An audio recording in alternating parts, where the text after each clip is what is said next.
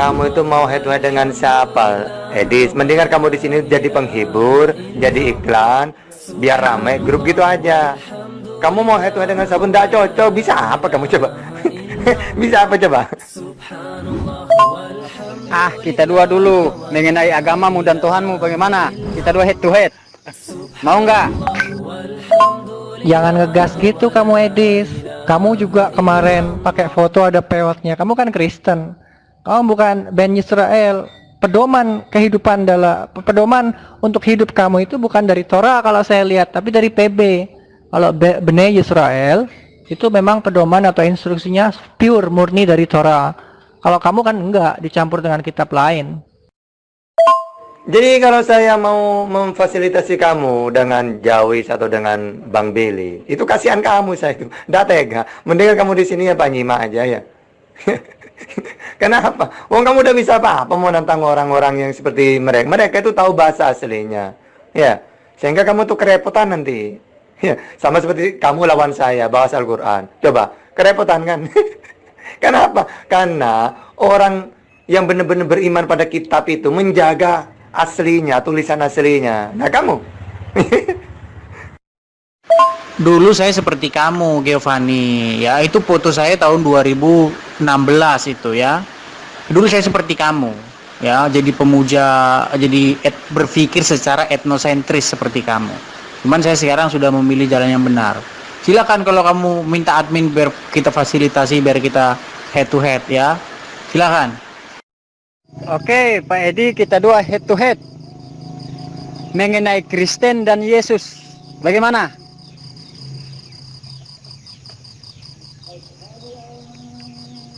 Berani tidak? Bilang saja kalau tidak berani lawan saya. Loh, kamu dulu seperti Jawi. Coba pakai bahasa, coba adu bahasa, baca bahasa aslinya coba. Gimana? Berani nggak? Saya tidak peduli kamu seperti siapa, mau seperti siapa, kayak itu nggak terlalu peduli. Tapi kalau kita sedang membahas Torah, kamu bahas dengan ilmu linguistik bahasanya dan kamu bahas sesuai dengan textual proof dan konteksnya. Kalau kamu menyerang pribadi, orang tidak akan menganggap kamu hebat atau pintar. Orang hanya akan melihat ini orang sengaja menutupi kekurangannya dengan menyerang kepribadian orang. Apakah kamu ingin dipandang oleh orang lain sebagai orang yang tidak punya mutu dan kualitas? Kalau itu yang kamu inginkan, saya tidak bisa mencegah. Tapi saya sebagai seorang manusia kan hanya memberikan nasihat. Kalau kamu terima syukur, kalau enggak ya berarti memang kamu ingin dipandang rendah atau dipandang jelek oleh orang lain. Maka silahkan lanjutkan apa yang kamu lakukan. Kenapa etnosentris? Karena Torah itu berbicara Bani Israel. Ketika kita berusaha untuk menjadi satu bagian dari Bani Israel, maka kita menjadi satu umat seperti mereka. Kenapa? Karena di dalam Torah disebut sebagai ger. Ger itu apa sih? Orang asing yang datang kepada Bani Israel dan menjalankan Torah, dan Torah itu terikat kepada dirinya sampai dia mati, begitu kan? Sampai dia meninggalkan dunia ini. Jadi kalau dibilang etnosentris, memang itu sudah konsekuensi logika dari Torah. Di dalam Torah kan tertulisnya begini, Shema Yisrael, gitu kan? Tidak pernah ditulis Shema Bani Adam, Hashem Eloheinu, kan tidak ada.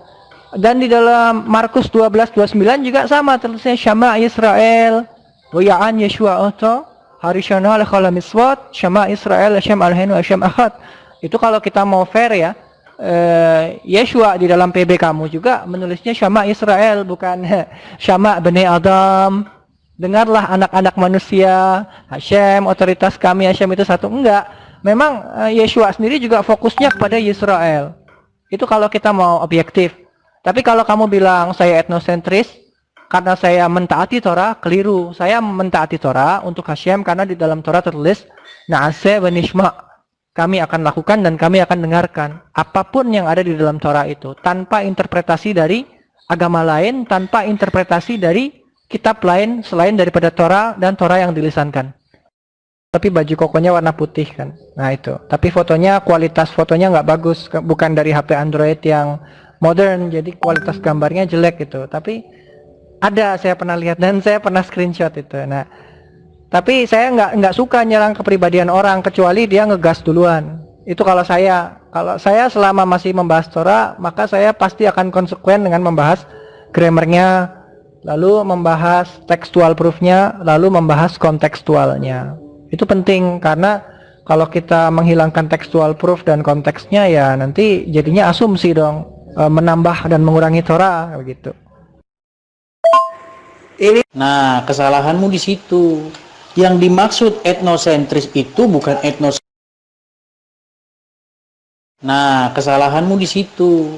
Yang dimaksud etnosentris itu bukan etnosentris jasmani, ya, bukan bicara Ben Abraham secara jasmani, tapi berbicara mengenai imannya Abraham. Bukan bicara mengenai benihnya Abraham secara jasmani, ya, tapi benih dari iman yang ada di hati Abraham. Ini yang kalian tidak pernah pahami. Makanya kamu jadi pemuja darah, ya, pemuja darah, bukan pemuja rohani, gitu loh. Kamu tidak memuja kerohaniannya atau tidak mendambakan kerohaniannya Abraham, tapi kamu memuja benihnya Abraham sebagai keturunan orang Aram, gitu loh. Biar kamu gini aja, biar head to head, kamu minta sama admin biar kita head to head. Ayo. Di mana-mana kalau yang namanya Yisrael itu entah dia itu Bnei Yaakov, ya, anak-anak Yaakov, atau dia orang asing yang menggabungkan diri menjadi bagian dari Yisrael yang disebut sebagai Ger. Ger itu artinya convert atau proselyte bisa, atau orang yang bermukim karena berasal dari kata Gor. Gor itu artinya bermukim. Jadi itu bisa artinya macam-macam. Nah, semua itu selalu syaratnya pasti nih syaratnya nih pasti harus disunat. Penisnya harus disunat gitu. Barulah dia bisa menjadi Ben Yisrael karena mengikuti Moshe dan Abraham. Tapi kalau Israel rohani, nggak mungkin lah orang kita punya tubuh jasmani. Jadi nggak mungkin kita disebut Yisrael rohani. Karena kita mempraktekkan Torah itu kan secara fisik nih. Kita mau makan, kita baca birkat. Baruch atah Hashem Eloheinu malach ha'olam, lalu syahakal nihya bidvaro. Itu kan kita mengucapkan secara fisik dalam bahasa Ibrani. Maka tidak mungkin kita disebut Yisrael rohani, Yisrael fisik pastinya, karena kita mempelajari bahasa Ibrani, membaca Torah bahasa Ibrani, lalu kita memakai baju dari tradisi orang Ibrani atau Yisrael. Jadi segala sesuatu itu Ibrani dan Yisrael. Maka tidak mungkin kalau dikatakan rohani. Kalau rohani mungkin ya tidak melakukan apa-apa, hanya membayangkan dalam pikiran saja mungkin. Itu kalau rohani. Tapi kalau yang fisik berarti adalah jasmani. Menghujat, ya udah, mau keluar malu. Jadi supaya dikeluarin gitu maksudnya dia tuh. Aduh, memang Kristen itu gini deh ya, terbagi 3. Ya. Yang mereka pendeta mungkin masih bisa sedikit walaupun tidak bisa apa-apa. Ya mau berdiskusi pakai dalil. Nah, selain pendeta ini cuma omong, hujat-hujatan, ya, curhat, ngomel, kesurupan. Kamu minta aja admin biar difasilitasi head to head. Kalau mau diskusi, kalau kayak gini nggak bener diskusi, baru ngomong udah ketutup ininya. Ngomong aja sama admin biar head to head. Kalau memang mau serius gitu. Edis, kamu tuh apa ya? Kamu tuh bisa apa gitu loh? Coba dites dulu kalau kamu dengan Jawa itu, coba bahasa aslinya Taurat gitu tahu nggak? Tes dulu, baru tak fasilitasi nanti ya. Nah sekarang dari awal aja kamu nggak bisa apa-apa.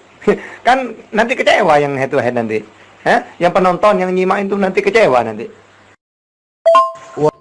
Nah, pertanyaan ini bagus nih. Aku jelasin ya, yang namanya Bnei Yisrael itu bukan hanya Yahudi saja. Yahudi itu ada di selatan. Kalau di utara namanya Shomeri. Tapi Shomeri ini bukan Samaria yang ada di Perjanjian Baru yang dibilang the Good Samaritan. Bukan.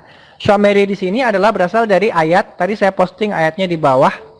Kamu bisa baca tulisannya wa'asa hazat la'alafim lu'have ula shomre miswathai. Nah gitu. Tapi kalau di dalam dialek utara disebutnya weshi asat la'alafim lohebi ula shomeri mesoboti. Jadi kata di sini ula shomre itu kalau di dalam dialek utara Shomeri disebutnya Wel Shomeri yang artinya menjaga, orang-orang yang menjaga. Jadi Bnei Yisrael utara itu adalah penjaga Torah. Bnei Yisrael selatan juga adalah penjaga Torah. Disebut dengan nama Yehudi, memuliakan Hashem, dan yang utara disebut sebagai Shomeri, penjaga. Apa yang dijaga? Torah. sama-sama menjaga Torah. Nah, jadi nggak ada masalah karena 613 mitzvot juga ada di situ. Kalau agama lain mengatakan mirip dengan Torah, ya itu hak mereka. Mau dibilang mirip, tapi kalau dibilang sama, ya tidak mungkin sama. Karena kalau di dalam Torah itu kan ada yang satu yang tidak sama dengan agama lain, yaitu Shabbat. Shabbat, ya. Zachor et yom ha-Shabbat lekaddisho. Atau di ayat yang satunya, Shamor et yom ha-Shabbat lekaddisho. Itu sama aja artinya, untuk menyucikan Shabbat. Dan Shabbat itu dari Jumat petang sampai Sabtu petang, lalu tidak menyalakan api, tidak memasak, ya, tidak menyalakan mobil atau motor. Tetapi jika keadaannya adalah pikuah nefesh atau terpaksa harus menyelamatkan nyawa atau terpaksa harus dilakukan agar Shabbat itu tidak dilanggar lebih banyak daripada 1 atau 2 pelanggaran, kalau terpaksa misalnya, maka itu pikuah nefesh namanya, daripada melanggar banyak pelanggaran, lebih baik melanggar 1 tetapi yang lain tidak dilanggar gitu. Nah, itu namanya pikuah nefesh, dan itu boleh. Misalnya ada orang sakit nih, sekarat, daripada dia mati nih di rumah nih, karena kita kan harus menjaga kehidupan, maka kita boleh membawanya ke dokter walaupun konsekuensinya kita menyalakan kendaraan atau kita harus bayar pakai uang. Yang dilarang itu, kegiatan itu dilarang dari Shabbat, tetapi demi pikuah nefesh, halakha mengajarkan bahwa hal itu diperbolehkan. Jadi tidak ada larangan. Bukan berarti menambah, karena Torah Shabbat Alpeh, Torah Shabbat Alpeh itu telah dijelaskan oleh Moshe. Dalam keadaan yang normal, melanggar Shabbat itu nggak boleh. Tetapi dalam keadaan yang terpaksa, itu menjadi boleh. Kalau bagi saya, Torah itu di-sharekan kepada manusia. Mereka mau terima atau enggak itu bukan urusan saya, karena tugas saya adalah men-share, membagikan Torah kepada manusia. Kalau manusia itu memang tergerak hatinya, dia akan menjadi Ben Yisrael. Kalau tidak, berarti ya memang ditakdirkan untuk tidak menjadi Ben Yisrael. Itu kalau saya begitu. Nah, kalau kamu mau menyimak atau tidak, kalau kamu mau bantah ya juga boleh. Kalau memang kamu sanggup untuk membantahnya secara kontekstual, secara tekstual proof, secara kontekstual, kalau memang mampu, nggak apa-apa. Kalau kamu bisa menjelaskan secara Masorah, Torah Shabbat Alpeh, itu juga sangat boleh kalau memang mampu. Tapi kalau tidak, orang lain akan memandang kamu itu hanya menutupi kekurangan. Dan itu saya sudah kasih tahu sebelumnya. Kalau kamu ingin dipandang sebagai orang yang berkualitas, ya kamu harus bisa membantahnya secara akademis. Gitu. Jadi ini bukan masalah benar atau nggak benar di mata kamu atau menurut pendapat kamu, tetapi ini adalah bagaimana cara mengedukasi orang yang tadinya tidak tahu supaya menjadi tahu. Kalau mereka ragu, mereka bisa belajar kepada orang lain. Ya, kalau ada agama yang ngaku-ngaku ajarannya Torah, gini, kalau ngaku ajarannya Torah, apakah dia menjalankan Shabbat atau enggak? Soalnya di Indonesia, contoh yang realnya gini malah, ada agama namanya Mesianik, mengaku menjalankan Torah, kan dia, tapi Torah juga di satu sisi halakhanya dilanggar. Contohnya gini, di hari Shabbat dia malah masak, itu kan nggak boleh. Kalau dia benar-benar menjalankan Torah, ya hari Shabbat dia nggak boleh masak. Masaknya Jumat, sebelum Maghrib atau sebelum Ma'arif atau sebelum Arbit, dia sudah masak. Kalau dia nggak mau ngangkat-ngangkatin, ya dia masak yang rebus-rebusan atau goreng-gorengan, jadi awet di waktu Shabbat itu. Kecuali nasi, mungkin kalau nasi kan di rice cooker kan jadi aman. Aduh. Si Edis ketabok lagi. Aduh.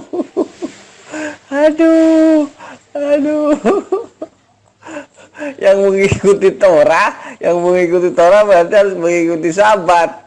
Ya ente Kristen harusnya, bukan Islam. Kalau Islam punya syariat lain, Dul.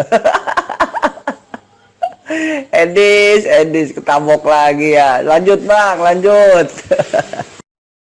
Enggak, gini, kalau orang Islam kan dia kitabnya Al-Quran, dia hanya membenarkan Torah atau beriman kepada Torah kalau bahasanya. Tapi kalau menurut Bani Israel, beriman itu mesti melakukan. Kalau konsep di Islam beda, ya itu haknya orang Islam lah, karena kita kan bukan untuk mengganggu keyakinan atau tradisi dari agama itu gitu. Nah, yang jadi permasalahan adalah ketika Hashem, Tuhannya orang Israel, Tuhannya Abraham, Ishak dan Yakub, dikatakan menjadi Yesus, itu pasti Bani Israel pasti marah. Mau yang utara atau selatan dia pasti marah gitu. Tapi kalau orang Islam itu dia tidak pernah berkata, apa instruksi hidup saya adalah Torah. Pasti dia berkata begini, instruksi hidup saya adalah Al-Quran. Nah itu benar. Memang kitabnya itu judulnya itu Al-Quran. Kalau Bani Israel judul kitabnya itu Sefer Torah HaKedoshah. Jadi artinya kitab Torah yang suci. Nah, Torah itu artinya instruksi karena memang isinya itu 613 miswot, 248 miswot ta'ase, yaitu harus dilakukan, dan 365 miswot lo ta'ase. Ya, berarti perintah yang harus dijauhi atau larangan begitu. Nah, kalau orang Islam tidak pernah mengaku bahwa dia itu agama Torah, tetapi dia meyakini adanya Torah dan mengadopsi sebagian kecil Torah atau sebagian, tetapi syariat dia bukan Torah gitu. Kalau dalam bahasa saya itu Torahnya itu diambil beberapa Torah yang sesuai dengan syariat syariat Islam ya.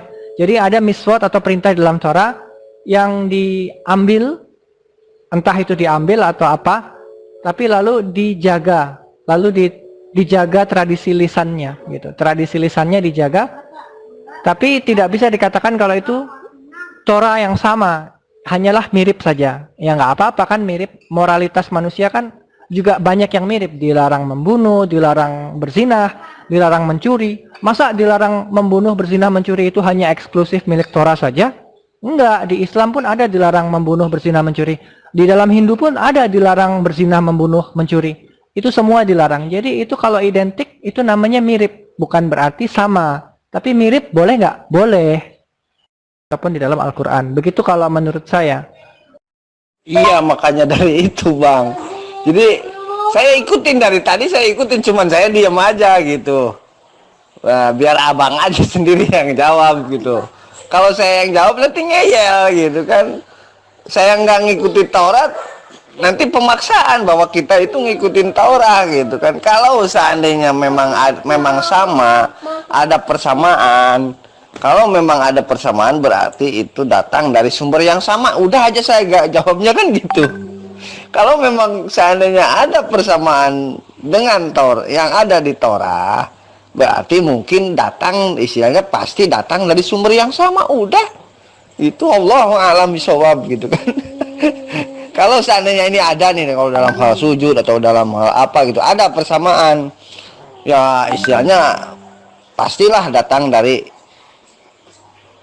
istilahnya dari sumber yang sama, mungkin dari datang dari sumber yang sama gitu. Wallahu a'lam. Di hari Sabtu di situ disuruh beribadah. Di hari Minggu itu atas perintah siapa itu? Kalau misbeah itu adalah tumpukan batu yang digunakan untuk membakar korbanot atau hewan yang telah disembelih dibakar di atas tumpukan batu. Tumpukan batu itu namanya misbeah, karena misbeah itu ada dua. Ada yang terbuat dari batu ditumpuk lalu diplaster, atau dia memang terbuat murni dari emas, atau mungkin dalamnya kayu tapi dilapis dengan emas gitu. Nah, jadi ada dua macam misbeah. Tapi kalau yang paling kuno misbeah dari batu semuanya. Jadi misbeah untuk membakar korbanot itu bukan Ka'bah. Kalau Ka'bah itu rumah atau ruangan yang kebetulan dinding-dinding luarnya itu menjadi arah kiblatnya orang Islam. Tapi itu sebetulnya aslinya adalah rumah yang ditempati oleh seseorang untuk tidur di dalamnya pada waktu itu. Jadi misbeah itu tidak bisa ditempati karena itu seperti meja untuk membakar barbeque. Gitulah kalau bahasa saya ya. Membakar korban, lalu korban itu nanti asapnya naik sampai ke langit. Apakah daging itu dimakan atau enggak? Kalau di zaman-zaman yang kuno saya tidak tahu, di zaman Noah apakah dimakan atau tidak, di zaman Abraham dimakan atau tidak. Tetapi ada beberapa korbanot di zaman Moshe memang tidak untuk dikonsumsi, tetapi hanya untuk dibakar saja. Tapi ada zebah shlamim yang boleh dikonsumsi. Sebentar. Kalau korban Pesah itu memang untuk dimakan. Kalau zebah shlamim tidak untuk dimakan oleh yang memotong, tetapi diberikan kepada kohanim. Lalu ada satu lagi namanya Ausham kalau nggak salah, itu memang harus dibakar habis sampai nggak ada sisanya, sampai gosong, sampai kering-keringnya itu sampai jatuh lagi ke tanah. pertama perlu dipahami, ini adalah Divrei Hayamim ya, Tawarikh Divrei Hayamim. Nah, Divrei Hayamim itu bukan Torah. Jadi kalau informasi apapun yang berkaitan dengan ibadah itu harus dari Torah. Kalau di luar Torah berarti itu ada penyimpangan. Nanti saya kirimkan gambar misbeah yang asli yang masih ada sampai sekarang dan masih dipakai untuk korbanot. Kalau menurut Torah, ya, perpisahan antara utara dan selatan itu terjadi karena suku Yehuda dan Benyamin kalau nggak salah ingin membangun kerajaan dan mengangkat seorang raja. Nah, sedangkan Bani Israel Utara tidak mau karena raja mereka adalah Hashem saja. Tapi yang bagian selatan ingin memiliki raja seperti bangsa-bangsa lain. Akhirnya mereka berpisah. Yang satu pindah ke Yerusalem di selatan, yang satu tetap ada di utara di Har Barakah. Kalau setahu kami, Bani Israel di dalam kitab Kristen itu ada perjanjian lama, tetapi tidak ada Torah di dalamnya. Kalau ada yang mirip-mirip Torah, tetapi terjemahannya ada penyimpangan, maka itu bukanlah Torah. Ini baru tahu saya nih Bang. Jadi perjanjian lama itu tidak sama dengan Taurat atau Taurat terdapat di dalam perjanjian lama atau seperti apa Bang? Tidak sama, perjanjian lama dengan Torah itu tidak sama. Karena begini, terjemahan yang salah bisa membuat perintah dan larangan menjadi samar-samar.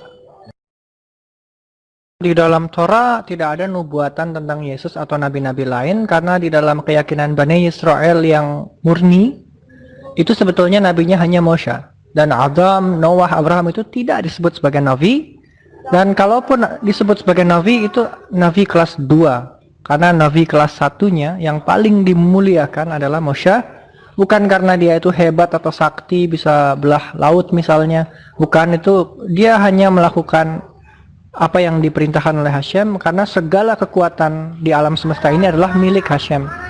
Jadi Moshe itu dipilih Hashem, itu haknya Hashem, bukan urusan kita untuk mencampuri kenapa dia paling dimuliakan gitu.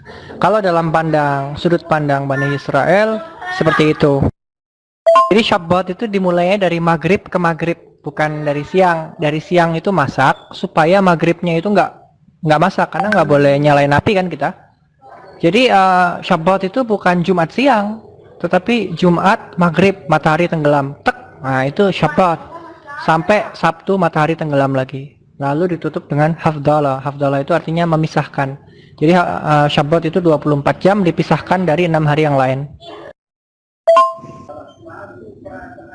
Begini Bang, saya menyimak dialog Abang di grup grup obrolan dewasa ya. Di situ Abang mengatakan bahwa ada kisah seseorang yang mati digantung di pohon. Ya, saya ingin tahu itu Bang, orang yang mati digantung di pohon itu apakah itu merujuk kepada kisah penyaliban Yesus atau bagaimana? Dan kemudian bagaimana pendapat menurut pandangan Abang tentang kisah penyaliban Yesus ini, apakah peristiwa itu memang benar-benar terjadi atau bagaimana? Mohon penjelasannya Bang. Jadi kisah orang yang digantung di atas pohon itu tidak ada kaitannya dengan Yesus yang disalib karena profesinya, ceritanya sebetulnya begini, ada anak bernama Yehoshua yang nama aslinya Yehoshua dan kebetulan punya guru atau ustadz, dalam bahasa Ibrani disebutnya rabi. Rabinya ini namanya Yehoshua ben Parahaya juga. Jadi gurunya namanya Yehoshua, muridnya pun namanya Yehoshua.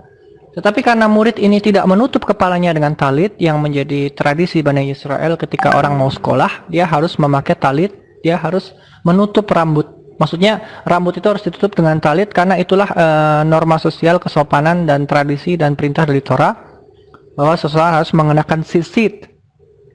Dan itu dikenakannya adalah bisa seharian penuh atau kalau mau tidur baru dilepas begitu. Nah, jadi karena dia ini melanggar, maka gurunya ini menjadi marah. Lalu ketika anak itu mau belajar, disuruh anak itu menunggu gitu. Karena gurunya lagi berdoa, lagi sholat, lagi tafillah, tapi dia mau belajar. Nah, dia salah mengerti pesan dari gurunya ini. Gurunya bilang tunggu sebentar di situ. karena saya lagi berdoa, lagi sembahyang, lagi sholat, lagi tafilah. Tapi dia salah mengerti, dikira diusir sama gurunya. Dia pikir bahwa dia diusir oleh gurunya, lalu dia pergi.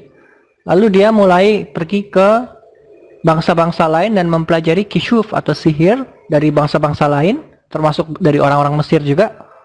Lalu dia mempraktekkan sihir dan mulai mempengaruhi orang untuk tidak melakukan Torah. Dari sinilah dia dianggap sebagai kriminal dan dia dikejar-kejar oleh aparat pengadilan, diperintahkan oleh imam besar pada waktu itu untuk menangkap Yehoshua. Nah, karena dia begitu jahat, maka menurut Gemara, menurut tradisi sejarah kami, kita tidak boleh mengucapkan namanya untuk mengingat-ingat masa hidupnya. Makanya dia disebut sebagai Yeshu. Yeshu artinya Yimah Shmo Wezichro, yang artinya Yimah melupakan, Shmo namanya, Wezichro dan ingatannya.